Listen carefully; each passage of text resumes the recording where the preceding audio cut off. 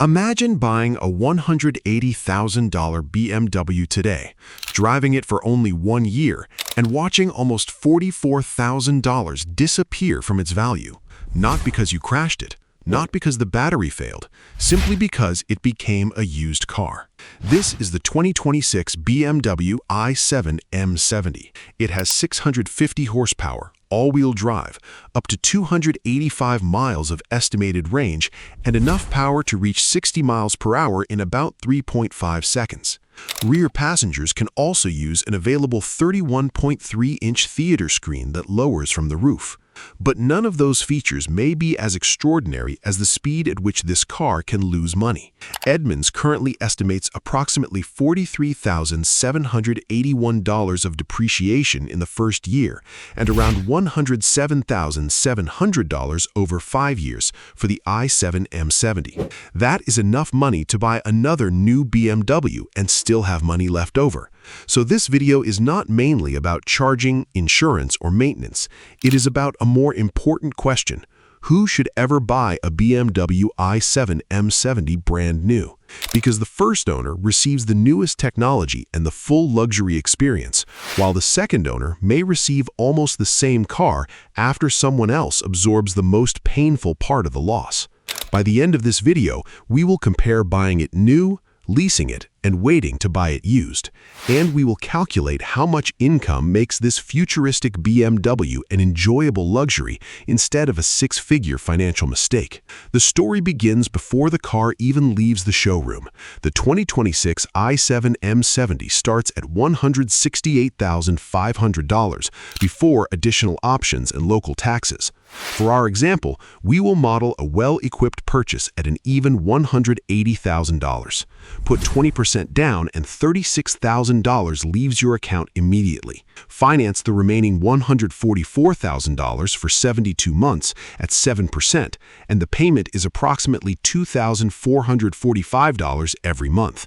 Keep the loan for all 6 years, and interest adds roughly $32,800. But financing is still not the most dangerous part, because while the loan balance moves down slowly, the car's market value can fall much faster. Edmunds estimates approximately $43,781 of depreciation during the first year. That is about $3,648 of value disappearing every month during year 1. You will never receive a bill for it. The car will still look beautiful. The automatic doors will still open and close. The theater screen will still lower from the ceiling, but the money will be gone. Across 5 years, Edmunds estimates around $107,700 in depreciation. Kelley Blue Book currently estimates an even larger 5-year loss of approximately $112,098, leaving an estimated residual value of around $57,577.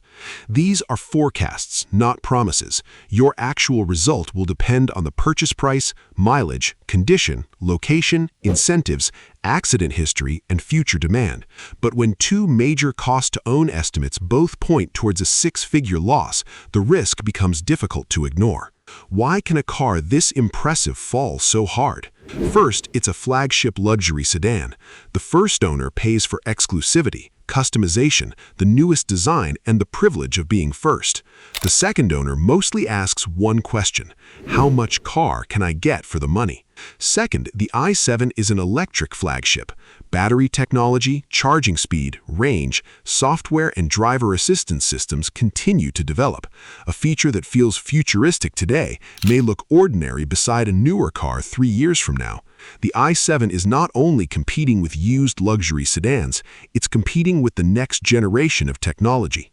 Third, the car is extremely complicated. Automatic doors, powered rear seats, massage functions, advanced electronics, air suspension, giant displays, and a dual-motor electric drivetrain create an extraordinary experience. They can also make an out-of-warranty used buyer nervous. The first owner sees technology, the second owner may see future repair bills, and this creates the cruelest comparison in the entire video. Charging the i7 can be surprisingly inexpensive. Edmunds estimates approximately $5,276 in electricity over 5 years, averaging about $88 per month under its assumptions. So the owner may save thousands of dollars by avoiding gasoline, while losing more than $100,000 through depreciation. Saving at the charger doesn't matter much when the car is losing the value of an entire family SUV. This is why buying the i7 new only makes sense for a very specific person. A new buyer values the exact color, the newest technology, full factory coverage, and the experience of owning the car from day one. The i7 carries a 4-year or 50,000-mile basic warranty, while its electric battery warranty extends to 8 years or 100,000 miles. The new buyer may also plan to keep the car for many years, making its short-term resale value less emotionally important. And most importantly, losing 6 figures must not change their lifestyle. The car should be a luxury purchase, not the center of their financial plan. For that person, depreciation is simply the price of getting exactly what they want.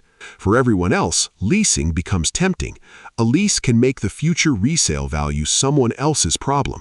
You return the car at the end, instead of trying to sell a rapidly aging luxury EV. But leasing does not eliminate depreciation. It packages the expected loss into the payment. You gain predictability, not free ownership. Mileage limits, possible wear charges, upfront costs, and a large monthly payment can still make the lease expensive. The most interesting position may belong to the used buyer. Imagine allowing the first owner to absorb the steepest decline, then purchasing the i7 after 2 or 3 years. The car may still offer extraordinary speed, comfort, and technology for dramatically less money. But the discount is not a gift. The used buyer receives less remaining factory coverage, older technology, and the repair risk of a highly complicated flagship car. A lower used price doesn't make expensive components cheap. That means the smartest used buyer is not simply someone who can afford the purchase. It's someone who can afford the purchase and the possibility of flagship-level repairs. Now, compare the 3 choices. Buying new provides maximum choice, maximum warranty, and maximum depreciation. Leasing provides predictable ownership and an easier exit, but the expected value loss remains inside the payment. Buying used can provide the most car for the money, but transfers more technology and repair risk to the buyer. There is no perfect answer. There is only the buyer whose finances match the risk.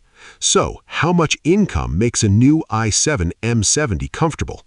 Using our financing example, the loan is approximately $2,445 every month. Add charging, insurance, registration, tires, maintenance, and a reasonable repair reserve, and the regular cash flow burden can move beyond $3,000 every month. That begins after paying $36,000 up front. Keeping a $3,000 monthly burden near 15% of gross income requires approximately $240,000 every year. Keeping it closer to 10% requires around $360,000. And even those numbers don't treat depreciation like a monthly bill. They only measure the cash leaving the account. The car can still be quietly removing wealth while every payment arrives on time. A bank may approve someone earning less, but approval only proves that the bank expects to receive its payments. It doesn't prove that the owner can also invest, support a family, travel, maintain emergency savings, and watch 6 figures disappear without stress. And that's the real contradiction of the BMW i7 M70. It may be one of the finest electric luxury sedans in the world. It's silent, brutally fast, filled with technology, and more comfortable in the rear seat than many cars are in the front. For the right person, the experience may justify every dollar. But this is not a car you buy because electricity is cheaper than gasoline. It's a car you buy because you're wealthy enough that depreciation doesn't control the decision. The first owner buys the future at full price. The second owner waits for the future to go on sale. So, would you buy the BMW i7 M70 new, lease it, or wait and buy it used?